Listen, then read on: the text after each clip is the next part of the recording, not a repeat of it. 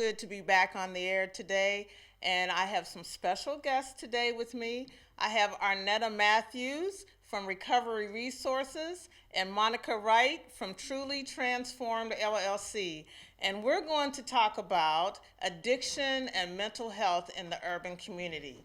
This is a subject that is very much needed to be talked about because it seems to be a stigma regarding mental health issues and addiction in the urban community. And there shouldn't be, because we're just like everyone else. Well, we need to have help and we need to have services, and we should admit when we need some help. So that's what we're going to talk about today. Welcome, ladies. Welcome, welcome. Thank you for having me. All right, let's get to it because we only have 1 hour and I tend to talk a lot. All right, I'm going to start out with you, Monica. According to psychiatry.org, people from racial or ethnic minority groups are less likely to receive mental health care. For example, in 2015, among adults with any mental illness, 48% of whites receive mental health services, while only 30% of blacks and Hispanics, and even less for Asians, which was like 22%. So can you discuss how the disparity among treatment for addiction and mental health is in the urban community? What's the disparity of it? I think for people of color, as we say, black, Hispanic, especially us, we come from a culture where what happens and goes on in the house stays in the house. Right. And it's also pride, because a lot of times we feel like we can manage and take care of ourselves. When you look at Asians, they pretty much stay within their own community, and a lot of times we think that they don't get help, but they get help within their own, because they are pretty much secluded and they try to keep everything together, because if you notice, you really don't see a lot of Asians. I think out of all of the years that I've worked in the field, that I may have seen maybe 1 or 2, and that's 27 years worth of work. Wow. Because they done the same with Native Americans. It's pretty much, I've only counted one Native American one time of all the years, because again, they stay within their own community. And when you look at Caucasians, they don't have an issue going to anybody to get services or whatnot, because they know that they need the help. And I'm probably jumping a little bit, but they also sometimes have better health care. Absolutely. And they know where to go. Money gets you a lot of places that for some, even for those that are impoverished, white or African American or people of color, they don't get the services that they actually need. Yeah. So Arnetta, do you find that that's the same with where you work at Recovery Resources? Explain to me what you have going on there. Yes, I would agree with some of those demographics. I don't see a lot of other, some other minority groups. But in terms of like African Americans, I think like the social determinants of health really is an impact where, when you're talking about economic instability, people sometimes don't have access to care, for thinking about the co-pays, transportation, to even, access services. So for us, sometimes in the community ask us what are the needs, and the needs is transportation. How do we get to different resources? How do we pay for them? Mental health literacy. So people just don't sometimes understand what mental health signs and symptoms look like. If I have a headache or if I have stomach ache, what is that? And it might not just be like a physical health concern. It might be related to their mental health as well. Of course, we talk about that stigma, like you said, that help-seeking behavior, just helping people be okay with receiving help and accessing services. And, a lot of, like, again, lack of resources. Some people, sometimes people don't feel comfortable talking to different groups if they don't feel like they're culturally competent or culturally human, have cultural humility, and be able to really understand that they are not able to fully understand. Maybe they can't go through someone's steps, they might not, but they can be understanding of that, that they can't completely relate to someone, but they can be empathetic and kind and meet them where they're at. But that cultural humility and that cultural competence is really key, and we don't always have providers who understand, what mental health symptoms look like in different minorities. Now, Monica, I know that you do Christian counseling. So, and Lord knows, I don't, because, I remember on my show before, and people thought I criticized the church a little bit, but I don't want to criticize the church. But do you find that a lot of your clients come from the Christian setting, or it's just a secular setting? It's more secular. It's more secular because, and again, when you look at again, people of color, and you look at church, it's like, well, Jesus can fix it all. I don't need anybody else, but he gives us the anointing. He has called counselors. Yes. He has called people to be able to have the wisdom that he has to give them what they need, and so it's like, I just don't want to, again, embarrassment, shame, pride. Yes. So secular is more so I'll see than anything. And that's ironic because a lot of churches have AA meetings Yes, at the that's church. true. And that's part of an addiction, help for an addiction. So they have the AA meetings at the church, but they don't have Christian counselors at the church. Right. You have to go out and seek a Christian counselor. And that's what you said, but part of the problem is getting out to seek something Yes. because of the stigma affected with seeking Exactly. help. Yes. So is there anything that you can suggest so that we I had to put this on It's you. almost like it's almost like a losing battle with that, because it's like, get the help where you can get the help. And when you talk about the support meetings being in the church, is because they open the facility up for outsiders to come in to do the meetings. Because over the years of my experience, that's what happens, because a lot of times AA members and stuff, they grow out of smaller facilities, or they can't go anymore, or they don't have the money to be able to rent. So most churches will open their doors for them to do it, but you will not find many of the church members that go to the meetings. Oh, If yeah, they because do, of the stigma, it- so to say, of I need help, Exactly. which that's You what the can't church see is for. me. Yeah, that's what it's for, right? That's what it's It's for. it's a hospital. You're supposed Yes. to help people. Yes, you know? Right. the ultimate helper is Right. right there, part of the church is Right. the people, Absolutely. So I'm not going to stay on that too long because you know how Sister Monica knows how I feel. It's just, I just know that this is such an important topic. And I believe, I'm a Christian, and I believe that any type of affliction that you have, whether it's Yes. addiction, mental health, and I believe everybody has something Yes. that they need help with. They have that little thorn in their side, even though some people walk around like they are perfect Exactly. and look down on people who have an addiction or have a mental health issue. When some people are walking around with mental health issues and they look sort of normal, but they're dealing with an enormous amount of mental and physical Exactly. stress Absolutely. and are afraid to say anything about it. Yeah. Afraid to, you have people that are scared to, they might lose their job. Absolutely. Yes. Yeah. If they say I'm going to Recovery Resources Exactly. or going to Truly Transformed LLC. Exactly. Right. I mean, it's just a stigma all around. Exactly. But yet we have all these places that are Yes. offering help, Yep. but people are afraid to go get. You find that, don't Yes, you? yeah. People are really, hesitant to open themselves up for support and help, and sometimes that feedback, and it's challenging. I think, and like I said, the barriers of just accessing and just opening yourself up to be open minded to receive support. And I think too, with that, some have gone. And we won't stay on the church, but some people have gone to the church, or some people have gone to facilities, Absolutely. and they have been hurt Absolutely. right there, because they've been judged, they've been embarrassed, because sometimes on this side of the desk, some people forget that you need to be sensitive to other people. It's not about your opinion. It's not about, everybody has to be the same when they come through the door. And we have to always remember, no matter what their lifestyle is, what choices that they've made, we have to stay neutral at all times. Yes. And we have to be able to identify when we can't deal with somebody because of Absolutely. our own stuff. We need to I need to give it to my sister because I haven't dealt with that yet. Yes. It's a community effort. Yes. A community effort. Yes. Now, I also want to talk about, and I was debating whether to bring this up because it could be a heightened discussion, but back in the late 80s, early 90s, I was a mail carrier. I carried mail for 12 years. And my last route was off 105 in St. Clair. So I was right in the smack dead middle of the crack cocaine epidemic. And I saw how crack cocaine tore apart families, tore apart people that have jobs. People lost their homes. People were arrested, put in jail for 20, 30 years for having a couple of rocks of crack.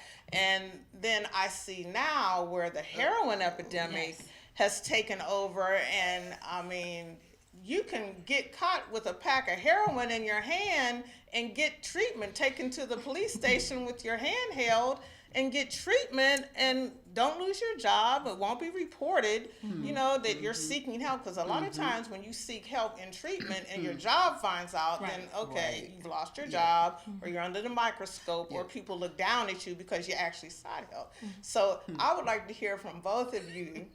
Let you take that. How do you feel, and do you find that there's more help for the heroin sufferers than there was for the crack cocaine sufferers? I know the answer already. But. I definitely think that there has been a lot of resources pooled for this community, you know, for that particular issue. I think the beginning of it, you know, has impacted certain communities, you know, people who are affluent and, you know, and those things that were different, you know, than with the crack epidemic. And so, yeah, there are a lot more resources, a lot more supports in place, you know, but I think that it's important that we recognize that everyone is impacted by this opiate epidemic right now. You know, and I think, you know, sometimes we're like, well, that's their problem, you know, the people, the Caucasian, you know, but it's everybody's problem, because all of our resources have to go towards treatment. And how do we, you know, and what are going to happen to these children or families that are impacted by this epidemic? Like you said, just like the crack epidemic, you know, and so it's but we didn't have that infrastructure. Like, we didn't have task force for that, you know. And that's what I'm saying. We think about there's like 3 or 4 opiate task force working towards this issue. God. And so we didn't have a cocaine, task force. Right. And I'm sorry to put you on the spot, my sister. I get it. I am amazed. I mean, because, you know, I work in the healthcare field now. I didn't then. But I'm amazed at how well I'm trained to handle the heroin epidemic. Yeah, absolutely. And if it comes to me, I'm required to help, just like police officers and firefighters and EMS workers. Praise God for them. You know, but it's just amazing to me. I think it's progress, which is wonderful. Yes. But I just know that there are still a lot of people who are addicted to crack, and there's just not help. I don't see the help for them. And I think it's just fentanyl is being placed in the cocaine. That's kind of changing. So I think that from the meetings I've attended, I think that they're really looking at that population and how do they, you know, target minority populations that are using cocaine, you know, because they've been impacted before, but you know, this is deadly. And so, yeah, I think they've learned from those things. I hope so. Like, let's hope. Let's hope. I hope so too. Let's get involved in the problem. I think that's the key. You know, some of us don't get involved. I'm coming from that 1994 to present. Yes. So pretty much it's like exactly what you said. It was the Threestrike rule. Yes. If you get found with a rock, it just, you know, I don't care if it's a half a rock, you going it 3 times. Yes. If you got caught, you going right to prison. Yes. And you stand your entire time if you've never been here before, you know, just this, that, and the other. And then over the years, because it was once before, back in the early or mid 90s, there was something that came out and nobody actually knew what it was, and it could have been fentanyl then, but we just didn't know. We didn't know. People were like literally using and dropping dead on the spot. I remember. So it didn't last long. And it was almost like an experiment, because it came out of nowhere and then people were just dropping, dying. Then it just stopped. And it was just regular heroin on the street again. So now we come into 2016. The clinic I was working at the time, all of a sudden it was like clients coming in, we're doing your analysis for them, and they're coming up clean. We didn't know what it was, because it's like, and the clients would cry, because it's like, I just got through using a half a gram of heroin. I don't understand. Wow. Because fentanyl won't show up in the regular urine screen. And so they're like, literally they like pulling up shirts. I got track marks. And it's like, I just used this morning. Wow. So we didn't know what to do. Literally for almost a half of a year, we did not know what to do. And then all of a sudden, it's fentanyl. So it's like, you know, cart fentanyl came out, and I was just telling my sister, it was another type of fentanyl that just most recently came out. Cart fentanyl is used to take an elephant down. That's right. And now all of a sudden, here it is. It's in marijuana, it's in cocaine, it's in powder cocaine, crack cocaine. You know, and just because I know that I know, because well, you know, that's behind. Again, and like you said, it's not just when it's a money thing, and we talked about that before we started, because when you look at crack cocaine, it was meant for the darker population. Yes. Crack cocaine came out, it was prevalent here because and again, I don't care what anybody says, is certain communities things are planted in on purpose. And so all of a sudden now we have heroin. Well, heroin been around a very, very, very long time. Oh yes, Yes, it Very has. Very long time. But again, the right child got affected, and now we got laws, we got regulations, everybody got to get Narcan training, all of this stuff, state rules, regulations change because the right one got the wrong medicine at the wrong time. Yes. So Yes, well, I'm going to segue into some information. Some information that I pulled off of Cleveland.com. I'm going to read it for you. It says 5 mental health docket judges, the Calabrees, Shaughnessy, the 2 Gallaghers, and McClellan. They said they were concerned about the lack of psychiatric care and medicine available to inmates. So I know Metro Health provides psychiatric and pharmaceuticals and services to the jail population. Yes. Can you talk about the LIP program? Do you have any information, and has it been effective? Yeah, so we provide a lot. We're kind of embedded in the criminal justice system in terms of providing like linkages to assessments and treatment and case management. Yeah, so the local incarceration program is really just trying to meet people where they are and get them access to care and get them information about how they can, access those services. We also provide services to those who have been found criminally not guilty by reason of insanity, and also working with those who are incompetent to stand trial. So those are the kind of inmates, the people that we worked with in our organization, and it has been proven effective. And really, reducing recidivism, making sure people have access to care, really recognizing the different resources that are out there. Because like you said, when you're transitioning from there, when you're in there and then you're trying to get back, in society, like how are you going to continue to, have those services? So that's why we really put an emphasis on assessment, linkage to treatment, and making sure that those people continue to get the services and support they need to have a productive future. Now, if anyone's watching and they have a family member that was addicted when they got incarcerated, and they want to get information to them about how they can get involved with the LIP program, these are someone who's incarcerated, is addicted, and wants to get clean, to get out and be productive, what would they tell their family member that's incarcerated? So we have municipal court liaisons and other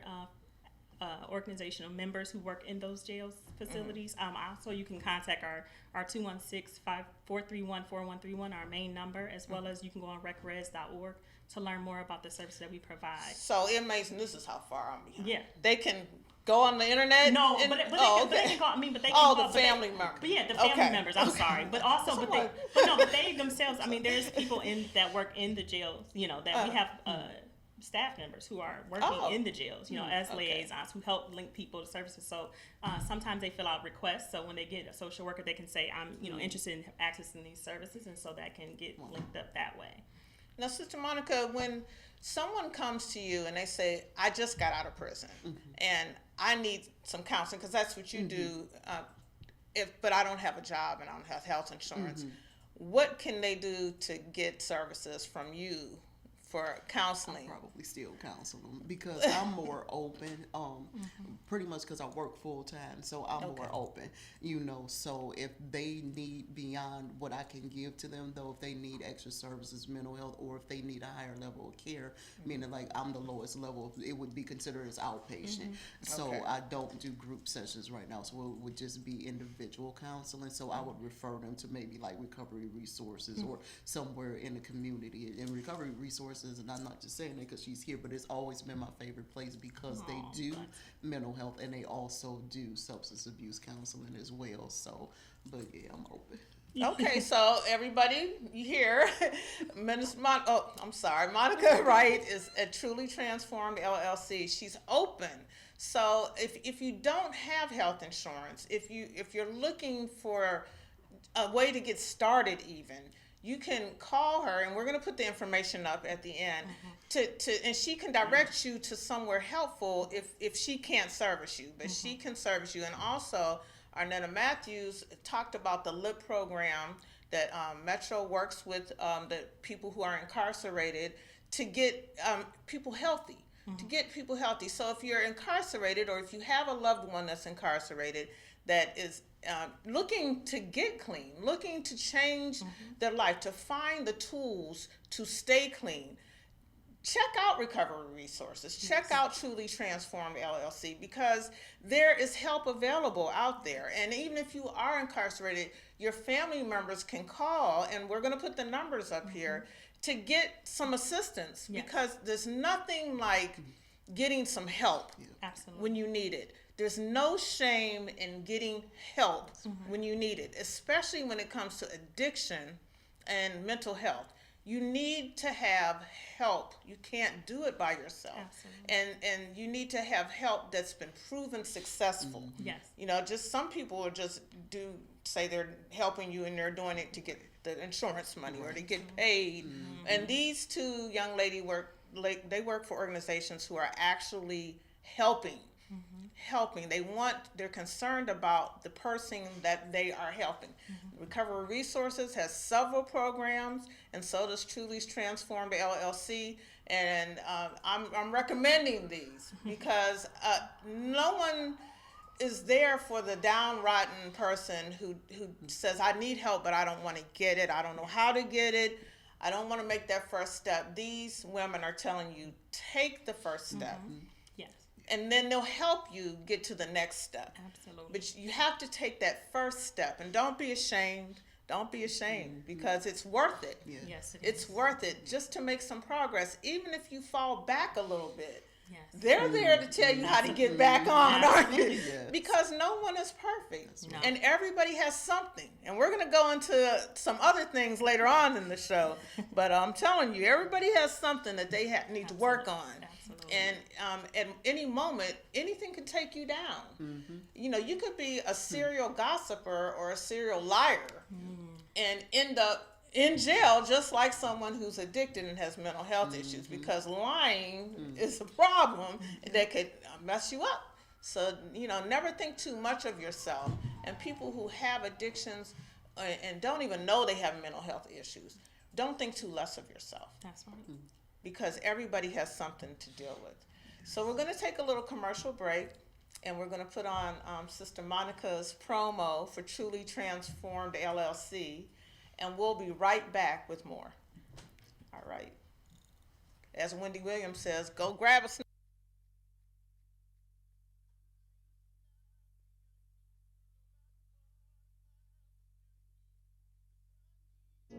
Professional education, trainings, and Christian ministry. We're located at 17325 Euclid Avenue, Cleveland, Ohio. For more information, please call 440-494-6304. Municipal liaisons, and they work in the gym. All right, welcome back, everybody. We're going to continue our discussion about addiction and mental health in the urban community. Now, I have a definition of addiction here. I'd like to read it. Addiction is a complex condition, a brain disease that is manifested by compulsive substance use despite harmful consequences.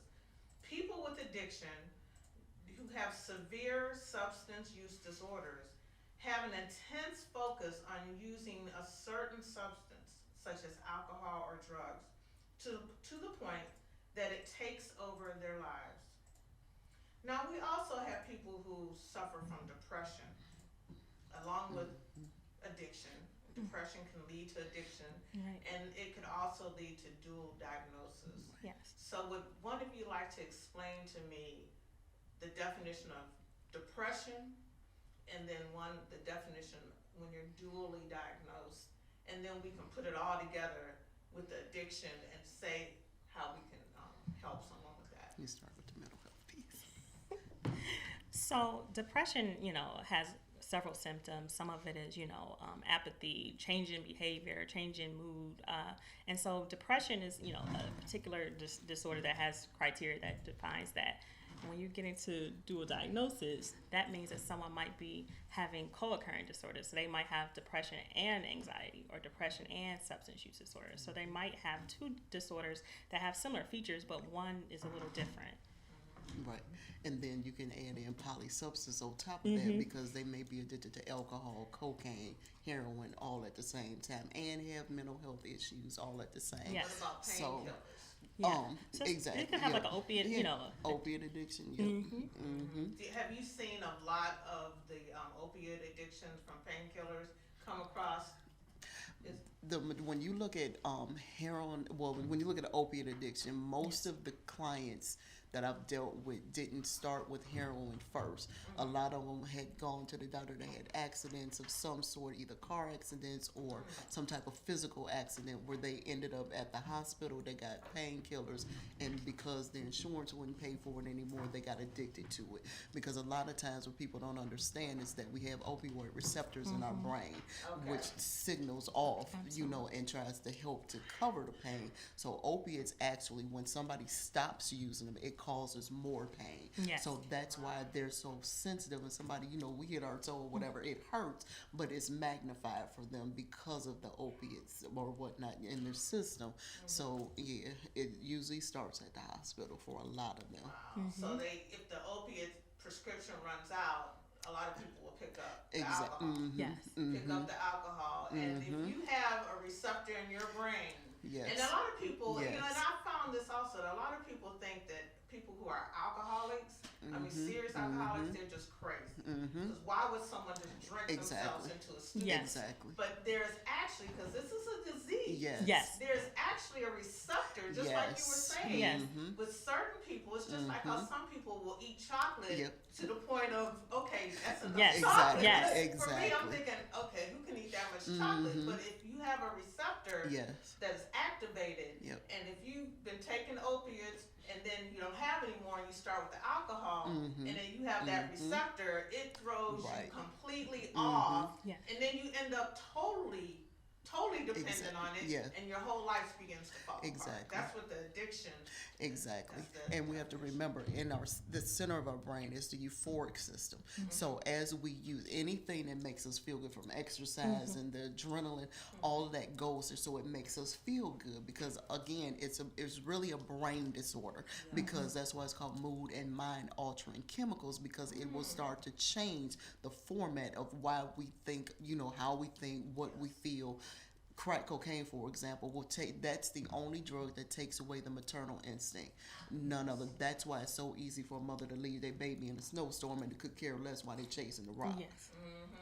I've had a doctor talk about that to me, how she worked at a major hospital in Chicago. And this was back in the 80s, and she was talking about how she had to leave because she never saw anything like it with the how women just, like you said, would Right. leave their baby sitting in a snow embankment to chase Yep. the drug. Yep. And it's just that drug, whatever they put in that chemical, it set off a wave of just crazy. Exactly. A wave, and I don't even think a lot of people even recovered from that. Right. Did they? Right. Did they? Yep. So are you finding that people are recovering from the addiction with help from a counselor, or are there drugs that you have to take to help get the addiction under control? It's kind of both. Both. Yes. It's both. Yeah. Because opiate addicts, especially, because it really depends on the person. Absolutely. Because you have the option of methadone, Suboxone, Subutex, or Vivitrol, which would help them. Because a lot of times, you know, especially methadone, for some reason the others don't get the stigma that methadone has over Yes. the years. Wow. But most recently, now people are starting to come around to say, oh, methadone works, because it does.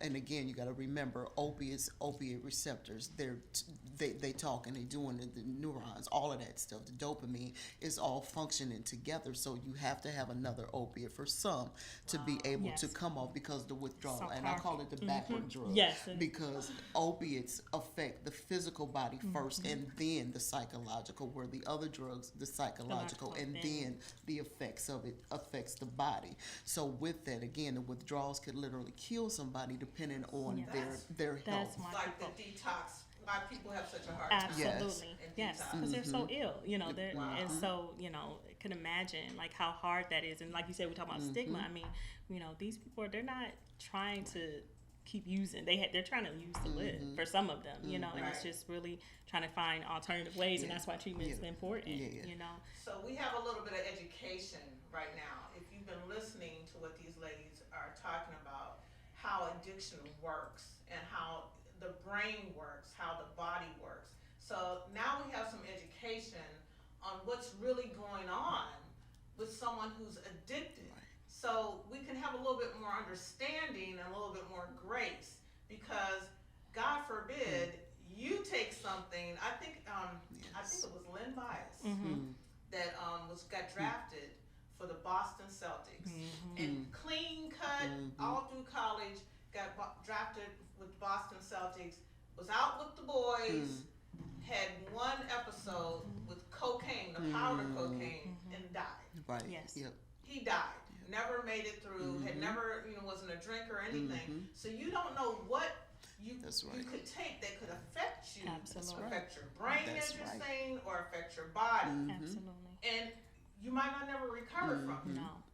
Everybody's That's body true. and brains are completely different, and that's Exactly. and in our work, I manage our prevention program, and that's why it's really important that we try to work with these young people and help them understand is that their brains are not fully developed until their mid-20s, and so if you're exposed to opiates or you're exposed to other mind-altering chemicals, you're going to kind of set it up for for some problems to develop a dependency, and it's even harder for them when they get older because their brain is kind of programmed when you're kind of setting in motion those parts and pieces that need to be in place, and so you're introducing it too early. That's going to cause a lot of problems long term, Exactly. more so than if you started later on in life, just Exactly. because those pieces are just not formed, And piggybacking off of that, that's why you will have somebody that's 40 years old acting like they're 15 years old.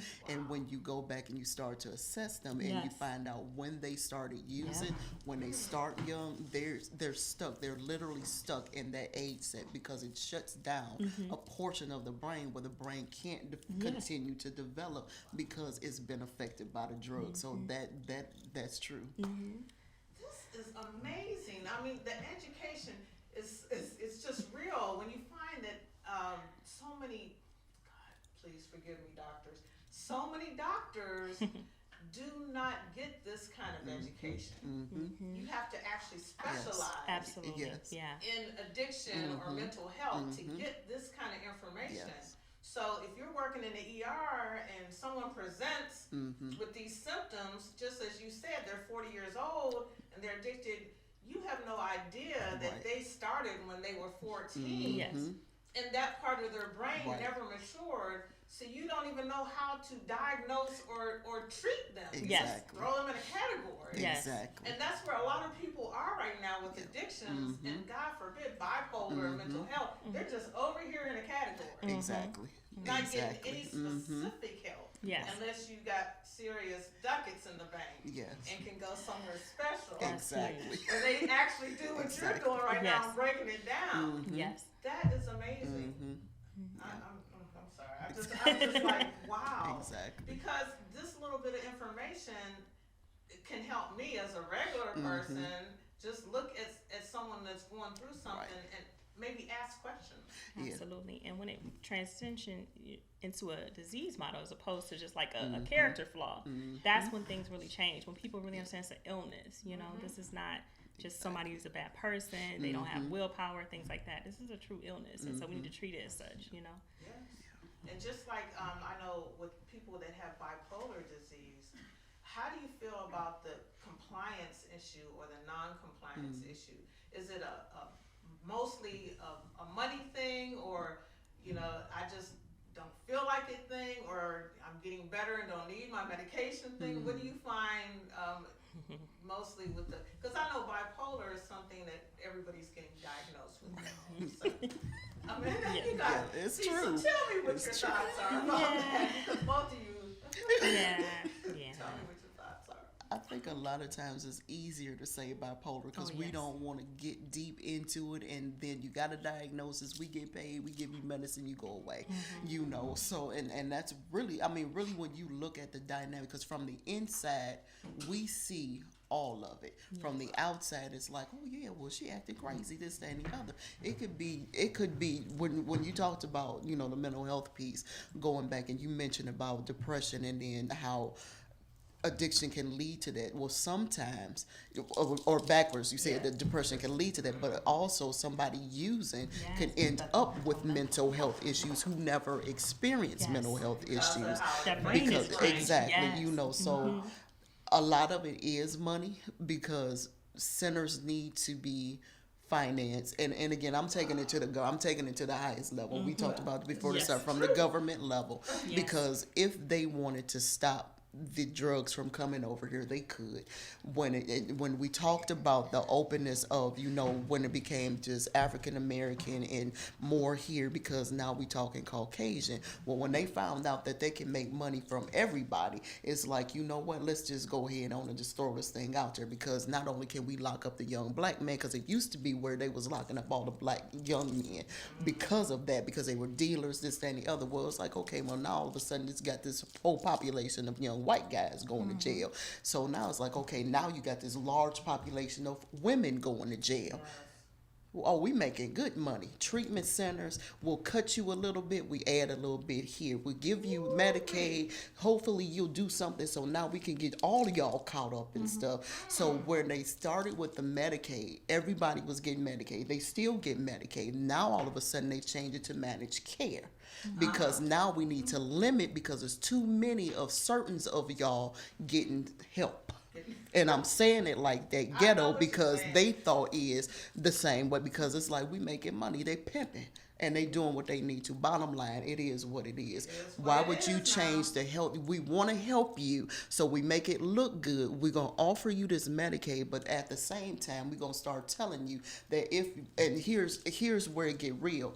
You offer mental health, we offering addiction services, but we all coming out the same pot now. So we're going to limit your services with this managed care. And if you've used up all 24 of your sessions, just giving an example, for services, now I need mental health services. They get here, we check your insurance, you have no more coverage for individual sessions. So now you just out there.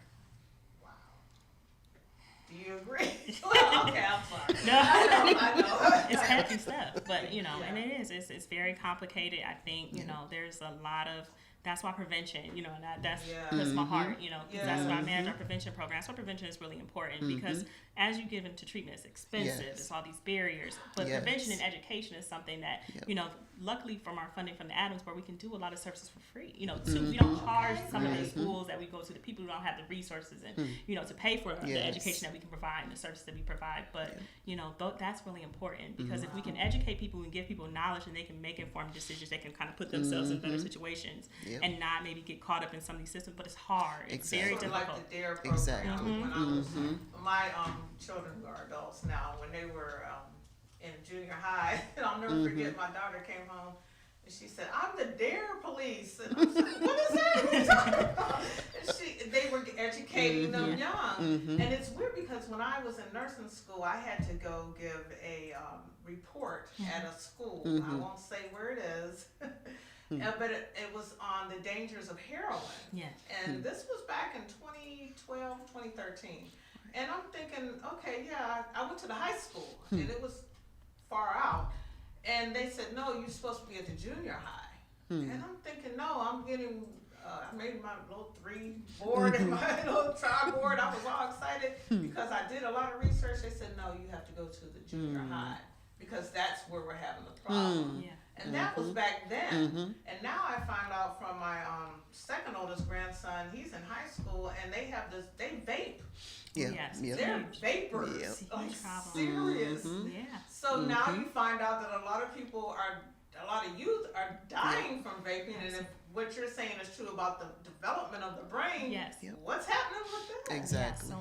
And their lung capacity, right? All those things, all those systems, body organs are not fully developed, and you're exposing to these toxins in the early ages. It creates a lot of problems. That's why we provide a lot of early prevention. So we work with primary age students. So we work with 3 and 6 year olds to talk about like wellness, take care of our bodies, and education. So we have a program called Healthy Alternatives for Little Ones, or HALO is the name, is the curriculum. And so we go into different schools and talk about taking care of your body, eating healthy, managing your emotions You don't appropriately. talk about vaping to No, 6-year-olds, but, do you? but we talk about not touching needles and being careful about medicines. Oh, okay. Yeah, no, Hey, not touching Exactly. things because you gotta get Exactly. No. That's But we have real. to. But we try. You know That's what? real. I think the information is important. You know, because some of Yeah. our kids they see medicine, they see pills, they see needles. And we teach them about being Yep. careful about those things and not taking medicine without a parent's support and intervention. But it's important. You know, the more that we empower kids and give them the resources to kind of have those life skills, the better their future is gonna be. And so, Wow. and we really promote peer-led prevention. So, having our peers or having youth teach other youth about prevention and education, doing these kind of presentations is more impactful than us. We're kind of removed. So that's why we really, even for Be men. led by a child. Yeah. Right. Yeah. So a lot of these young people are exposed. I'm talking about the very young are exposed to so much just on their phone. I heard someone say a little while ago about how we used to have to go in the bathroom and sneak our dad's Playboy, or we're all adults, sneak my dad's Playboy in the bathroom, and now you could be making a phone call and Right, it pops yeah. up on your Yes. phone, and Exactly. then you have to give your kid a phone because you work and they have to. So it's like nowadays these young kids, they see so much, and they have to. It's like a daily, I would hate to say hourly choice of what to do, what not to do. Absolutely. Well, mom's doing this. Right. Well, auntie or dad's Right. doing that. And my teacher Right. is doing this Yes. and that. That's so true. it's just, that's good that you have these programs because these young people, somebody has to look out for them. Absolutely. And they have to look out for Yeah. themselves nowadays. When you have people who are in positions of authority Right. that are selling drugs to kids at school. It was on the news, and it was a school bus driver, and I don't know if you guys saw it, and the school bus driver was drunk, and it was the little kids, and they had, I think, maybe 6 years old, and he was on the phone calling 911, and he was blatant to say that our driver is drunk. And when I heard it, I'm thinking to myself, why does a 6-year-old baby know what a somebody that's drunk looks like or sounds like? And it's sad because they shouldn't be exposed. Because when we were 6 years old, we probably didn't know nothing about somebody being drunk, what it looked like, nothing. And it's heartbreaking because like you said, prevention has always been, monies have always been the strongest in prevention because we were always trying to catch them as they were growing up. When you look at, again, going back to the opiate epidemic or whatnot, and with clinics, they bring their babies with them because most don't have babysitters, and they see it, so they think it's Kool-Aid, so mommy going to get Kool-Aid. And just for example, it was, just years ago, somebody that started in their 20s bringing their babies to seeing them drinking Kool-Aid, which was methadone. 20 years later, they ended up drinking the Kool-Aid because they followed their mom's pattern. It became a norm. I tell you, there's we could talk about this forever, but before, because we're getting close to time, but I do want to touch on the gambling issue, and I have a little bit of research on that also. 73% of U.S. citizens who are problem gamblers have also had a drinking disorder. 2 to 5% of people who engage in online gaming and other gambling activity will develop problem gambling behavior. So do you find this to be true, that most people who have a problem with gambling have a drinking problem also? And during the holidays, is it much more prevalent, or is it just the same all year round? And again, Gambling. it depends on the individual because you have weekend warriors, and weekend warriors are somebody that may wait till Friday. I got paid, I got some money, I'm hanging out Friday, Saturday, Sunday. I'm cool because I got to get myself together for Monday, and that's with any addiction.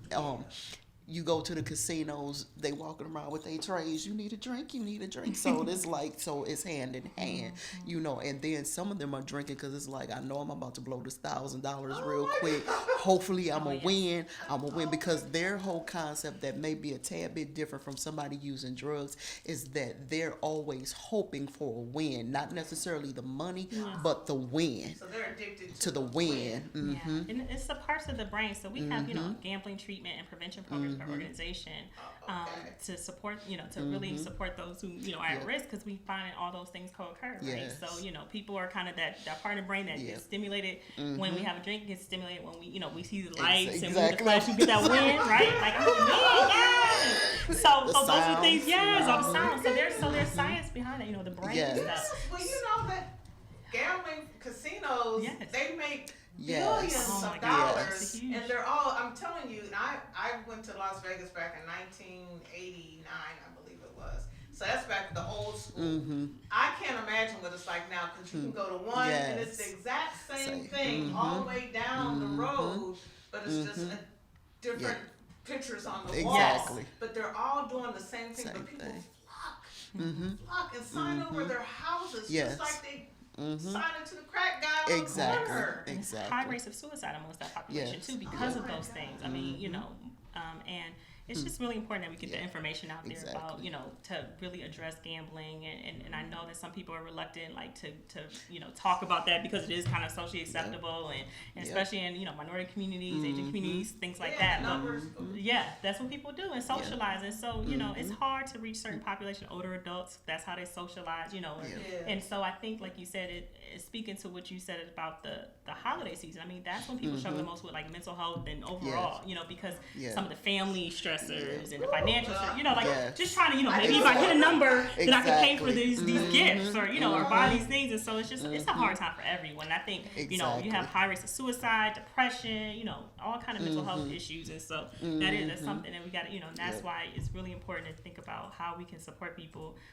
I know the Adams Board has, coping with the holidays brochure that they gave out last year. That was really important. And they can get that from Recovery Resources? I believe, and then we can forward you to the Adams Board, the Alcohol, Drug, and Mental Health Services Board of Coyote County. They did a coping with the holidays brochure last year.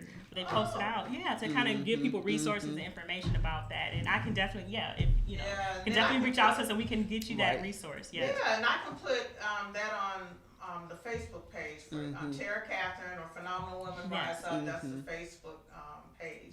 And also we're on Instagram. And also KAZ Radio is going to tag each of you all's Facebook. Okay. Wonderful. So you can put that on there too. And at the end of the show, we're going to put a list of resource numbers to call. They're general numbers to call, but you can also look up on the internet Recovery Resources. Excuse me, my mouth is so dry. And Truly Transformed LLC to get help. Excuse me, 1 second. I do want to reiterate that addiction it can happen to anyone. absolutely.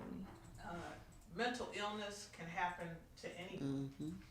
Mental illness, it could be from anything from anxiety to a full-blown bipolar condition, and it's usually like something that's going on with your brain. Just understand that it's something going on with your brain, or it's something going on with your physical body that you either had a really bad reaction to, or you had a reaction that made you feel pretty good, and you wanted to continue, and then it got bad, because that's usually how that goes. And the main thing is if you can get a glimpse of reality that it's gotten bad, that's the moment to reach out. Make a phone call, show up at the center. They're not going to say you didn't have an appointment, you can't come in. It just doesn't work that way. And even though there's a lot of bureaucracy and a lot of things, but you have to just have a little bit of faith that you're worth saving. Absolutely. That you're worth trying. And if you hear no, that doesn't mean that it has something to do with you. It's the person who's supposed to be helping. No shouldn't come out of the mouth of someone who's trying to help, supposed to be helping someone. If you cannot accommodate that person, I would hope that you would refer them somewhere. Yes. There's so many places to get help. Absolutely. In the city of Cleveland, and in Cuyahoga County, Lorain County. I know you can dial 211 in Lake County, and they can refer you to different. There's all types of services available. If you're downtown, you should be able to go to City Hall and find out where you can get help. I believe, I don't know if they let you in now. Okay. I mean, because it's so much, So, you know, yeah. you have to have a special kind of ID to get into a federal building now. But the Adams Board, the Alcohol, Drug, and Mental Health Services Board of Cuyahoga County is a great, resource because they are kind of intact with a lot of the mental health services and substance abuse, and they fund, a lot of the programs. Sometimes they help support those who maybe are underinsured and can afford treatment and support to get them supports as well. Yeah, and the thing about getting help, I think, with people who I know who have been shying away from getting help, is because they really feel like, it's not that bad. Yes. Right. It's not that bad. But one day living in discomfort is unnecessary. Yes. One day. You don't have to feel like, well, I can cope and I'll make it, especially us women. Us women, we handle so much every day. And I know it's funny because I had a doctor tell me one time I had went in and I had broke out down the left side of my face, all the way down my nerve pattern in my back. And I didn't even realize I had broke out. And my husband was saying, what's wrong with you? And a couple of people were at the house were like, what's wrong with you? And I said, nothing. And they said, well, your face. And it was all the way down my nerve pattern. And I went to the doctor, and my doctor, she told me, she said, you know what? Your body's trying to tell you that you're getting ready to have a stroke and you'll probably die. She said, because black women that have strokes die. They don't go to rehab and get better and learn how to use a spoon and everything, because we carry, as women, we carry so much anyway. Yes. She said, and as black women, we've been taught to just deal. Yeah. Yes. Whatever it That's is, so true. deal. That's why a lot of, and I'm not saying other women don't stay in domestic violence situations, but a lot of black women do, because they just know they have to deal. And we take a lot, and we found that a lot of black women do not seek help. No. Right.